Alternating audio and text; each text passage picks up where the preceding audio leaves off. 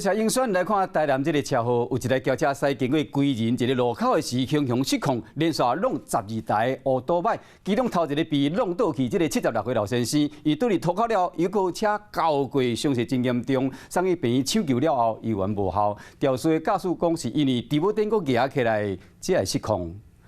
金色的轿车弄一台机车了后，搁尾头前连续弄过6台，这一弄真正有够大声，让附近的居民拢走出来看。过无偌久，救护人员赶到危急现场，过来伤患送病院，警方嘛到现场来处理。这个现场就伫咧台南市归仁区民族南街路段，6月14号透早10点18分发生这场连续坠落的车祸。轿车从后方追撞死者骑乘的机车后，波及行驶中的另一辆机车。 以及熄火停放路旁的11辆机车，轿车一弄12台的机车，民众讲看甲真正心会惊。人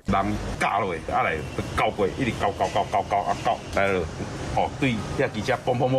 袂少只啦。其中第一个轰动的76岁查甫的骑士，因为倒伫涂骹，搁互轿车甲交过，送病院抢救了后是救无活。肇事61岁姓谢的驾驶是甲警方讲，当初是因为猪母顶夹起来才会出代志。啊，若确定的肇事 原因阁需要警方来调查。只是过去因为驾驶猪母顶夹起来所发生的车祸嘛，已经骨力惊。根据交通部2020年修法，猪母顶疾病患者要考取机车的驾照，必须2档以上无夹起来，才会当考后期2档的驾照。后壁每2档必须爱提诊断的证明来换驾照。警方呼吁有这种病灶的驾驶，拢一定爱遵守规定，卡免咧驶车骑车的时阵镜头夹起来，害人嘛害家己。